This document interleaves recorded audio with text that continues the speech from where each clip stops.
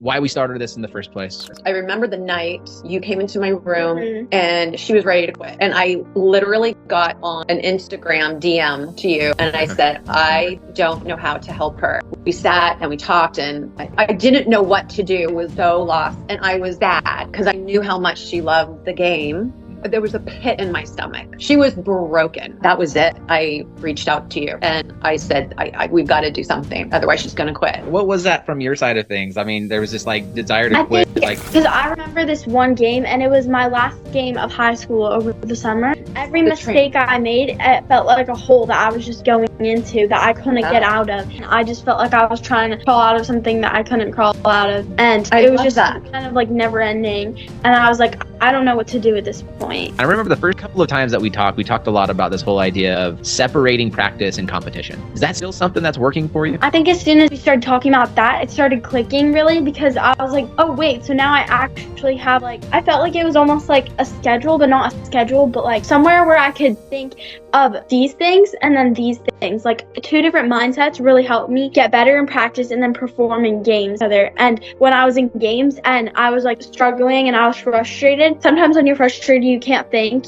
and you don't have a lot of time to think. But the thing that I could always think of was game mindset and practice mindset. And I think that's what really helped everything build off each other. Let's start with Mom. Mom, what did you see? You know, in the 3 months that we've been working together, what's changed? The confidence, but the hesitation that I would see. Like I could see her overthinking in her head. She's overthinking. And she'd go like that to go to a ball or to go to, and then she'd hesitate and let someone else get it. And she was literally hesitating to act. And now she's going for the ball and she's just playing. Because I think what happened is I was like afraid to make mistakes because I knew every time I made a mistake, it would just got worse, my situation, because my confidence. That bad so feeling. I think what happened is I was avoiding it so that I could play better, I guess, and I thought it was making me play better. But then I realized that it was kind of the opposite, and I just needed to let go of those mistakes. Talk to me about what you've seen in terms of what you've changed into. What can you now do that you couldn't do 3 months ago, I should say? Go. What's really changed is, yes, my confidence. I can just freely play now without worrying about my mistakes. Sometimes you need to just let your mistakes go because then that's going to improve your playing a lot more. Has anybody else noticed? My mom came to me and she was like, all the parents during the game were saying that you were amazing, and they were like, what happened to Maddie? Because she got so much better. And my teammates were a little more surprised too when I started doing so well. They were like, oh wow, that's good. Good job, Maddie.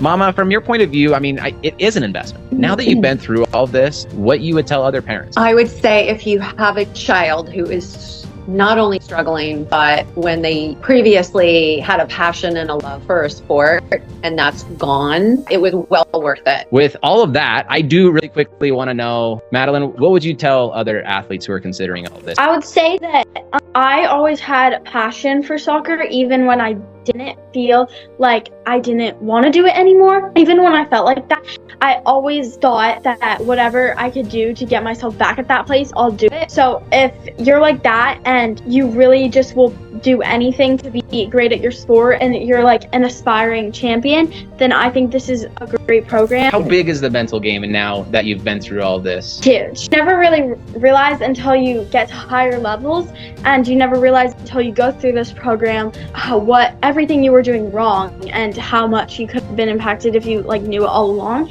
Not only are you competing with others, but you're also competing with yourself and your mind to play the best that you can, because at the end of the day, it's not about others. How you play is always about you, and that's affected by your mind.